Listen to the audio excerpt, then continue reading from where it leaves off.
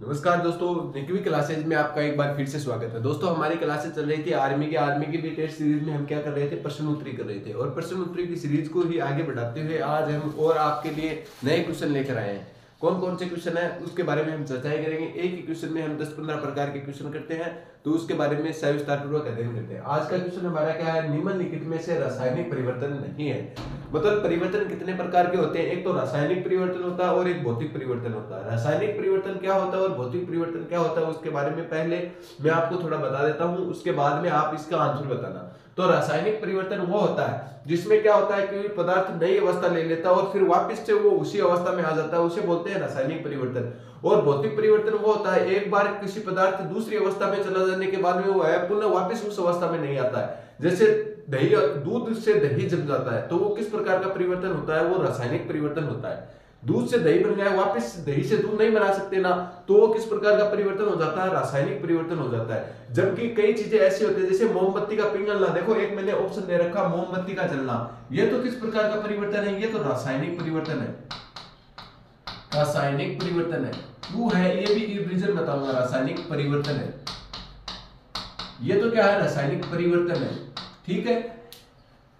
भौतिक परिवर्तन क्या होता है, ऐसे ये यही ऑप्शन है, क्या है, मोमबत्ती का जलना। ऐसे आपको पूछ लिया जाए मोमबत्ती का पिघलना, मोमबत्ती मोमबत्ती का पिघलना, पिघलना, ये कौन सा परिवर्तन है। देखो ऑप्शन में नाम क्या है, मोमबत्ती, मोमबत्ती यहीं पे क्या रही हो रहा है, मोमबत्ती जल रही है और यहीं पे क्या हो रहा है, मोमबत्ती का पिघलना। तो मोमबत्ती का पिघलना आपको पूछ लिया जाए तो वो कैसा परिवर्तन होता है, भौतिक परिवर्तन होता है, भौतिक परिवर्तन होता है, भौतिक परिवर्तन।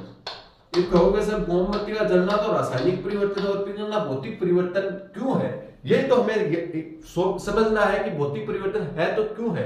देखो दोस्तों, एक तो ये मोमबत्ती जल रही है, जलने के बाद क्या हो जाती है, मोमबत्ती पूरी समाप्त हो जाती है। जबकि मोमबत्ती आप दीपावली के टाइम मोमबत्तियां जलाते हो तो कुछ मोमबत्ती पिघल के नीचे बच जाती है, उससे वापस मोमबत्ती बनाई जा सकती है कि नहीं बनाई जा सकती है, आप ही बता दो। तो उससे वापस मोमबत्ती बनाई जा सकती है। तो इसमें क्या बोला, मोमबत्ती का पिघलना, मतलब मोमबत्ती पिघल गई और पिघलने के बाद में जो अवशेष बचता है उससे वापस मोमबत्ती बनाई जा सकती है, जिसमें वापस बनाया जा सकता है उसी पदार्थ को। तो वो कैसा परिवर्तन हो गया, भौतिक परिवर्तन हो गया। और ये क्या है, ये क्या है, भौतिक परिवर्तन है। इस ऑप्शन में देखो, लोहे पे जंग लगना, एक बार लोहे पे जंग लग गया, लोहा खत्म हो गया, वापस से लोहा नहीं बना सकते ना, तो ये भी किस प्रकार का परिवर्तन हो गया, रासायनिक परिवर्तन। भोजन का पचना, एक बार भोजन हमने खा लिया, वापस हम उसकी रोटियां थोड़ी बना सकते हैं। भोजन हमारे पेट में जाकर पच गया तो उसकी वापस रोटियां थोड़ी बना सकते हैं, तो किस प्रकार का परिवर्तन हो गया, बहुत रासायनिक परिवर्तन हो गया। ऐसे ही आपको दे सकता है फलों का पकना, क्या, फलों का पकना, फलों का पकना। आपको सभी ऑप्शन लिखवाने की जरूरत नहीं है यहीं पे, और उदाहरण बहुत सारे हैं रासायनिक परिवर्तन के और भौतिक परिवर्तन के, बहुत सारे उदाहरण हैं। परंतु आपको यह समझना है कि भौतिक परिवर्तन होता क्या है और रासायनिक परिवर्तन होता क्या है। तो देखो, फलों का पकना, एक बार कच्चा फल है, कच्चा फल पकने के बाद वापस कच्चा फल नहीं बन सकता ना। एक बार कोई फल पक गया, जैसे बेर होता है, बेर कच्चा होता है तो कच्चे होने के बाद में वो पका, पकने के बाद में वो वापस कच्चा थोड़ी हो सकता है। यदि एक बार वो अपनी अवस्था को परिवर्तित करने के बाद में वापस उसी अवस्था में नहीं आ सकता, वो किस प्रकार का परिवर्तन होता है, वो रासायनिक परिवर्तन होता है। और भौतिक परिवर्तन क्या होता है, जैसे संघनन, वाष्पन। ये आंसर, इसका तो आंसर ये होगा। इसमें हमने क्या पूछा था कि निम्नलिखित में से कौन सा रासायनिक परिवर्तन नहीं है, संघनन और वाष्पन। देखो हमारा जो जल होता है, जल का ऊपर उठना क्या कहलाता है, संघनन कहलाता है, कहलाता है नहीं कहलाता, संघनन। और वाष्पन क्या होते हैं, वाष्पन भी ऊपर उठकर बादल बनते हैं संघनन और वाष्पन के कारण, और फिर वर्षा हो जाती है, वापिस जल बन जाता है ना। यही बात है। जैसे बर्फ का पिघलना किस प्रकार का परिवर्तन है, तो भौतिक परिवर्तन है। आपको पूछ लिया जाए बर्फ का पिघलना, बर्फ का पिघलना, बर्फ का पिघलना, ये आप दिमाग लगाओ, बर्फ है, बर्फ पिघल गई, क्या बन गया, जल बन गया। परंतु उसे वापस बर्फ बनाया जा सकता है क्या, नहीं बनाया जा सकता। पानी को फ्रिज में रख दोगे वापस बर्फ बन जाएगी ना। तो यही परिवर्तन किस प्रकार का परिवर्तन हो गया, भौतिक परिवर्तन हो गया, क्योंकि एक बार अवस्था परिवर्तित करने के बाद में यह वापस से इस अवस्था में आ सकता है। तो किस प्रकार का परिवर्तन होता है, भौतिक परिवर्तन होता है। रासायनिक परिवर्तन में क्या होता है, एक बार अवस्था परिवर्तन करने के बाद में वो वापस उस अवस्था में नहीं आ सकता। इसमें तो क्या है, वापस उसी अवस्था में आ सकता है, और इसमें क्या है, वापस वो है उसी अवस्था में नहीं आ सकता। तो किस प्रकार का परिवर्तन हो गया ये भौतिक परिवर्तन हो गया। संघनन वाष्पन किस प्रकार का, संघनन क्या होता है, जब पानी होता है गर्म होकर ऊपर उठता है, इस प्रक्रिया को क्या कहते हैं, संघनन कहते हैं। बादलों का निर्माण होता है। वाष्पन क्या होता है, वाष्पन के माध्यम से भी पानी ऊपर उठता है और बादलों का निर्माण करता है। तो ये संघनन वाष्पन की जो भी प्रक्रिया है, ये किस प्रकार की प्रक्रिया है, ये भौतिक परिवर्तन की प्रक्रिया है। जैसे बर्फ का पिघलना किस प्रकार की परिवर्तन की प्रक्रिया है, भौतिक परिवर्तन की प्रक्रिया है। मोमबत्ती का पिघलना किस प्रकार की प्रक्रिया है, तो भौतिक परिवर्तन क्या है। जैसे लकड़ी का जलना, आपको एक उदाहरण और दूं, लकड़ी का जलना, लकड़ी का जलना, लकड़ी का जलना किस प्रकार का उदाहरण है। तो लकड़ी एक बार जल गई तो वापस से लकड़ी को हम बना नहीं सकते, राख हो जाएगी उसकी, तो वापस नहीं बना सकते। तो ये किस प्रकार का परिवर्तन है, रासायनिक परिवर्तन है। फलों का पकना किस प्रकार का परिवर्तन है, रासायनिक परिवर्तन है। और उदाहरण दूं, पेट्रोलियम व ईंधन का जलना, पेट्रोल व ईंधन का जलना, ऐसे लिख लो, ईंधन का जलना, ईंधन का जलना, ईंधन का जलना किस प्रकार का परिवर्तन है, रासायनिक परिवर्तन है। क्योंकि एक बार ईंधन जल गया, वापस से उससे ईंधन तो नहीं बना सकते ना। जैसे आपको पूछ लिया जाए गतिज ऊर्जा किस प्रकार का उदाहरण है, गतिज ऊर्जा तो किस प्रकार का उदाहरण है, रासायनिक उदाहरण है। ठीक है, सौर ऊर्जा किस प्रकार का उदाहरण है, सौर ऊर्जा को वापस से उत्पन्न कर सकते हैं, तो वो किस प्रकार का भौतिक परिवर्तन का उदाहरण है। तो इस प्रकार कई उदाहरण है। आपको समझना यह है कि रासायनिक परिवर्तन होता क्या है और भौतिक परिवर्तन क्या होता है। तो रासायनिक परिवर्तन मैंने बता दिया कि रासायनिक परिवर्तन क्या होता है कि एक बार यदि कोई पदार्थ अपनी अवस्था में परिवर्तन कर लेता है, वह वापस उसी अवस्था में नहीं आ सकता, तो वो किस प्रकार का उदाहरण होगा, रासायनिक परिवर्तन का उदाहरण होगा। आप परिभाषा में बोल रहा हूं, वापस से लिख लेना कि किसी पदार्थ, कोई भी पदार्थ एक अवस्था से परिवर्तित होकर दूसरी अवस्था में चला जाता है और पुनः वह वापस उसी अवस्था में नहीं आ सकता, तो वो क्या किसका उदाहरण होगा, रासायनिक परिवर्तन का उदाहरण होगा। और भौतिक परिवर्तन क्या होता है, कोई पदार्थ एक बार अवस्था चेंज करने के बाद पुनः वह उसी अवस्था में आ सकता है, उसे किस प्रकार का उदाहरण कहेंगे, भौतिक परिवर्तन का उदाहरण कहेंगे। ये परिभाषा लिख लेना और उसके बाद में आप ये उदाहरण लिख लेना साथ साथ। देखो दोस्तों, लोहे पे जंग लगना किस प्रकार का उदाहरण है, तो लोहे पे जंग लगना रासायनिक परिवर्तन है। मोमबत्ती का जलना भी रासायनिक परिवर्तन है। और भोजन का पचना भी किस प्रकार का परिवर्तन है, रासायनिक परिवर्तन है। आपसे पूछ लिया जाए फलों का पकना, फल एक बार पक गए वापस कच्चे फल नहीं बन सकते, तो किस प्रकार का उदाहरण हुआ, यह भी किस प्रकार का उदाहरण हुआ, यह भी रासायनिक परिवर्तन का उदाहरण हुआ। लकड़ी का जलना किस प्रकार का उदाहरण है, आपसे पूछ लिया जाए, तो यह भी किस प्रकार का उदाहरण है, रासायनिक परिवर्तन का उदाहरण है। ईंधन का जलना आपसे पूछ लिया जाए किस प्रकार का उदाहरण है, तो यह भी किस प्रकार का, रासायनिक परिवर्तन का। जैसे आपको पूछ लिया जाए मोमबत्ती का पिघलना, वापस मोमबत्ती बनाई जा सकती है, तो किस प्रकार का उदाहरण हो गया, भौतिक परिवर्तन का उदाहरण हो गया। बर्फ का पिघलना किस प्रकार का उदाहरण है, किस प्रकार का उदाहरण है, तो भौतिक परिवर्तन का। संघनन और वाष्पन किस प्रकार का उदाहरण है, तो भौतिक परिवर्तन का। एक ये भी कई बार पूछा जाता है, दूध से दही बनना किस प्रकार का उदाहरण है, रासायनिक परिवर्तन का। क्या, दूध से दही बनना, दूध से दही का निर्माण, दही का निर्माण, दूध से दही का जो निर्माण होता है वो किस प्रकार का उदाहरण है, दूध से दही बनना किस प्रकार का उदाहरण है, दूध से दही बन गया वापस दही से दूध नहीं बना सकते, किस प्रकार का उदाहरण हो गया, रासायनिक परिवर्तन का उदाहरण हो गया। तो ये थे दोस्तों कुछ रासायनिक परिवर्तन के उदाहरण। अब आगे हम बात करते हैं प्रस्तावना में न्याय कितने प्रकार का होता है। हमारी जो भारतीय संविधान की जो मूल आत्मा है, पंडित जवाहरलाल नेहरू ने किसे कहा है, या भारतीय संविधान की मूल आत्मा। आपसे ये क्वेश्चन भी पूछा जा सकता है, भारतीय संविधान की आत्मा किसे कहते हैं, भारतीय संविधान की आत्मा किसे कहते हैं, तो भारतीय संविधान की आत्मा किसे कहा जाता है, प्रस्तावना को कहा जाता है, प्रस्तावना को कहा जाता है। ठीक है दोस्तों, प्रस्तावना को कहा गया।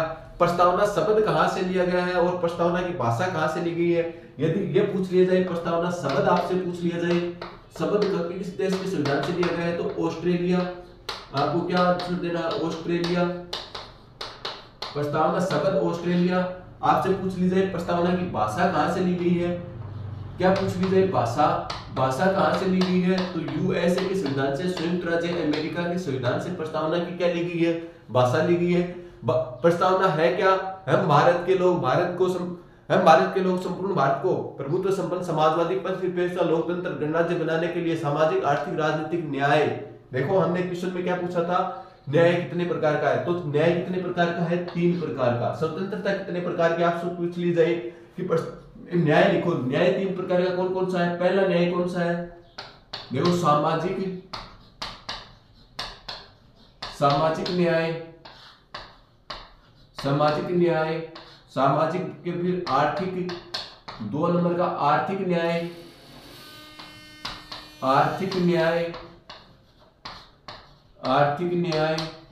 और तीसरे नंबर का न्याय कितने कौन सा है? सामाजिक, आर्थिक और राजनीतिक न्याय।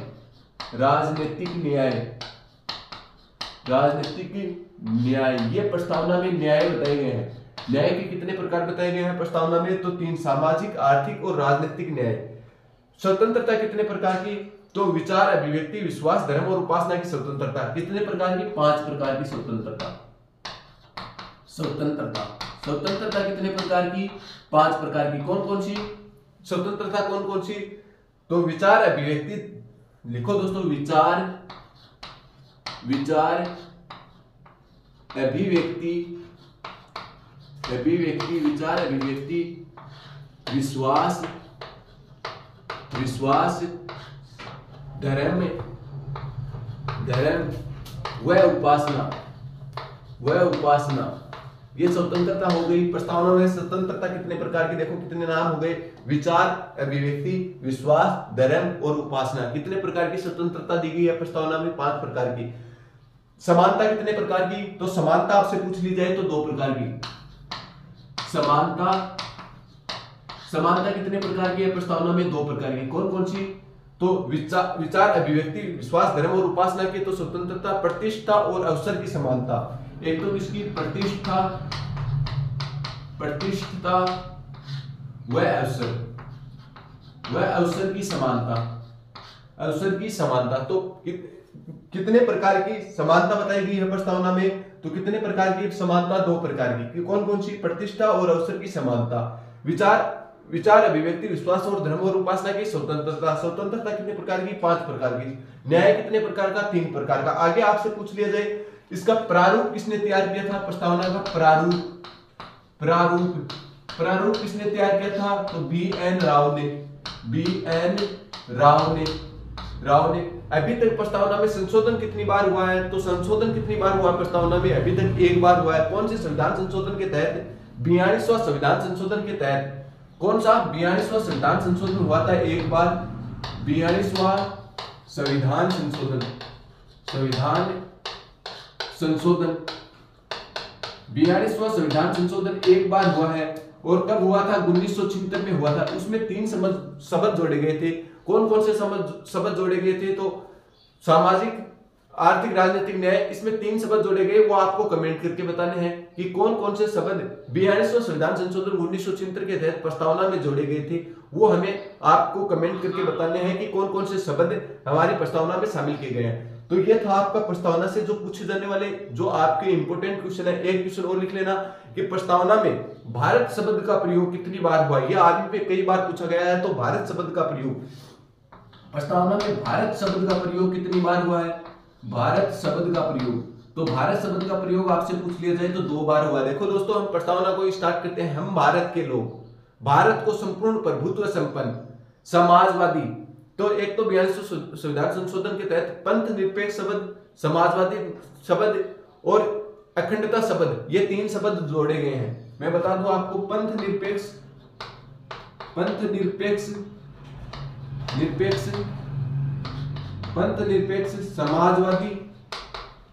समाजवादी और अखंडता शब्द जोड़े गए हैं। पंथ निरपेक्ष, समाजवादी और अखंडता जो शब्द हैं वो 42वां संविधान संशोधन 1976 के तहत हमारे संविधान में जोड़े गए थे। ठीक है, इसमें प्रस्तावना में शामिल किए गए थे। तो ये था आपका प्रस्तावना का संपूर्ण विस्तार से एक बार रिवीजन। एक बार हम इसका फिर से अध्ययन करेंगे। पहले हम बात करते हैं रासायनिक परिवर्तन। रासायनिक परिवर्तन क्या होता है, ये हमने चर्चा की कि कोई भी पदार्थ अपनी एक बार अवस्था चेंज करने के बाद हुआ पुनः उसी अवस्था में नहीं आ सकता। कौन सा परिवर्तन हो गया? रासायनिक परिवर्तन हो गया। और जो एक बार अवस्था चेंज करने के बाद पुनः अपनी अवस्था में आ सकता है वो कौन सा परिवर्तन हो गया? भौतिक परिवर्तन हो गया। रासायनिक परिवर्तन के उदाहरण देखो हमने कौन कौन से पढ़े थे? लोहे पे जंग लगना, मोमबत्ती का जलना, फलों का पकना, लकड़ी का पकना, दूध से दही बनना, बर्फ का पिघलना और ईंधन का जलना। ये किस प्रकार के उदाहरण है? ये सभी उदाहरण किसके हैं? रासायनिक परिवर्तन के उदाहरण है। जबकि भौतिक परिवर्तन के उदाहरण कौन से हैं? जैसे संघनन से वाष्पन, संघनन और वाष्पन की प्रक्रिया होती है, वो किस प्रकार का उदाहरण है? तो भौतिक परिवर्तन का उदाहरण है। जबकि मोमबत्ती का पिघलना, जैसे मोमबत्ती एक बार पिघल गई वापिस उसी का निर्माण किया जा सकता है, किस प्रकार का उदाहरण हो गया? भौतिक परिवर्तन का उदाहरण हो गया। ठीक है दोस्तों, आगे हमने बात की थी कि 42वां प्रस्तावना जो शब्द है, प्रस्तावना में न्याय कितने प्रकार का है? हमने साधारण क्वेश्चन किया था कि प्रस्तावना में न्याय कितने प्रकार का है, फिर हम प्रस्तावना के बारे में सविस्तार पूर्वक अध्ययन किया। हमने बात की थी कि भारतीय संविधान की आत्मा किसे कहा जाता है? तो भारतीय संविधान की आत्मा मूल रूप से किसे कहा जाता है? प्रस्तावना को कहा जाता है। प्रस्तावना शब्द कहां से लिया गया है? तो प्रस्तावना शब्द ऑस्ट्रेलिया के संविधान से, हमारे संविधान में प्रस्तावना शब्द को शामिल किया गया है। प्रस्तावना की भाषा आपसे पूछ ली जाए तो प्रस्तावना की भाषा संयुक्त राज्य अमेरिका के संविधान से ली गई है, हमारे संविधान में। ठीक है दोस्तों, बाद में बात करते हैं प्रस्तावना में समानता कितने प्रकार की है। तो प्रस्तावना में समानता, प्रतिष्ठा और अवसर 2 प्रकार की समानता बताई गई है। प्रस्तावना में न्याय कितने प्रकार का बताया गया है? तो प्रस्तावना में न्याय 3 प्रकार का बताया गया है। कौन कौन सा न्याय बताया गया है? सामाजिक न्याय, आर्थिक न्याय और राजनीतिक न्याय। प्रस्तावना में न्याय कितने प्रकार का हो गया दोस्तों? 3 प्रकार का। आगे बात करते हैं प्रस्तावना में स्वतंत्रता कितने प्रकार की बताई गई है। तो प्रस्तावना में स्वतंत्रता 5 प्रकार की बताई गई है। कौन कौन सी स्वतंत्रता? विचार, अभिव्यक्ति, विश्वास, धर्म और उपासना की स्वतंत्रता। ये 5 प्रकार की स्वतंत्रता किसमें बताई गई है? हमारी प्रस्तावना में बताई गई है। प्रस्तावना का प्रारूप, मतलब इसको लिखने का काम किसने किया था? तो प्रस्तावना का प्रारूप BN राव ने तैयार किया था। ठीक है दोस्तों, प्रस्तावना में भारत शब्द का प्रयोग कितनी बार हुआ है?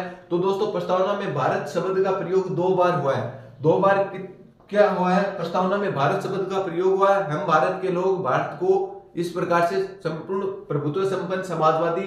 देखो दोस्तों, 42वां प्रस्तावना में अभी तक कितनी बार संशोधन हुआ है? ये क्वेश्चन आपको पूछा जा सकता है इसी प्रकार से भी। प्रस्तावना में अभी तक कितनी बार संशोधन हुआ है? तो पूछा जाए तो 1 बार संशोधन हुआ है। कब हुआ था? 42वां संविधान संशोधन 1976 के तहत हुआ था। इसमें कितने शब्द जोड़े गए थे? इसमें 3 शब्द जोड़े गए थे। कौन कौन से शब्द जोड़े गए थे? तो पंथ निरपेक्ष, समाजवादी और अखंडता जो शब्द है वो 42वां संविधान संशोधन 1976 के तहत हमारे संविधान में शामिल, प्रस्तावना में शामिल किए गए थे। और प्रस्तावना का प्रारूप मैंने बता दिया। प्रस्तावना का प्रारूप किसने तैयार किया था? BN राव ने तैयार करने का काम किया था। तो दोस्तों ये था प्रस्तावना के बारे में सविस्तार पूर्वक अध्ययन और भौतिक परिवर्तन और रासायनिक परिवर्तन आपके सामने मैंने आराम से धीरे धीरे समझा दिए। उम्मीद करता हूँ आपको अच्छे से समझ में आ गए होंगे। यदि अभी भी कहीं पे आपको दिक्कत है तो हमें कमेंट करके बताएं। यदि आपको समझ में आया है तो चैनल को ज्यादा से ज्यादा लोगों को शेयर भी किया करो और आप इसे सब्सक्राइब भी कर लो। ये तो आपको बात बार बार कहने की आवश्यकता नहीं है, आप समझदार हो, आपको पसंद आता है तो चैनल को ज्यादा से ज्यादा लोगों को शेयर जरूर किया करो। ठीक है दोस्तों, आज के लिए इतना ही। आगे के जो हमारे प्रश्न है वो अगली कक्षाओं में हम करते रहेंगे। आज के लिए इतना ही, धन्यवाद।